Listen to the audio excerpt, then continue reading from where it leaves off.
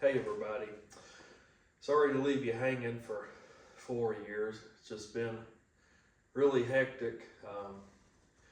Moved to a different house, changed jobs 3 times, had a kid, getting ready to have a second kid.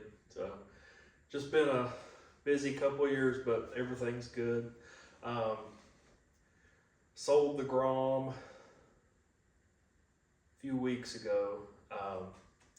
Hated to do it, but I just really hadn't ridden it much in the last year or two. I think after 87,000 miles, I finally just got bored of it. Plus, I'm about 70 pounds heavier than I was when I bought it.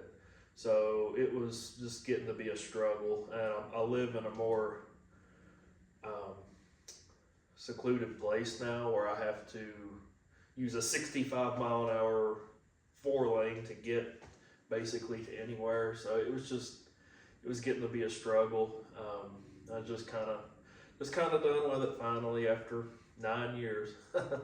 So sold it and downgraded to a CB300. Absolutely love this thing. It's reminds me a lot of the Ninja 300, Ninja 250 that I had years ago, but you know, it's like a larger, more substantial, comfortable Grom. Runs 80, 90, no problem. So I'm happy with that. It's bittersweet, but it works for where I'm at right now. I'll eventually may get another Grom, but yeah, made it to about 87,000 miles. Sold it to a nice couple, lives just over the hill in East Tennessee. So, you know, hopefully they'll share more about it in the future. But yeah, it's where I'm at. But from my last video at 70,000 to 87,000, not really a lot happened. Took it on a few short trips, but you know, nothing too crazy. Went up to Columbus, Ohio, and back one day. That was a big trip. It about wore me out. And I think it was around 82,000 miles. I had to rebuild, or basically replace the top end of the engine and the crankshaft and crank bearings. Thanks to my buddy Steve for helping me do that. I don't really know what happened. I was just going along. I went to lunch that day at work, and the engine just sounded really rattly, kind of like it had a little knock, but nothing terrible. I got about 10 minutes up the road after work, and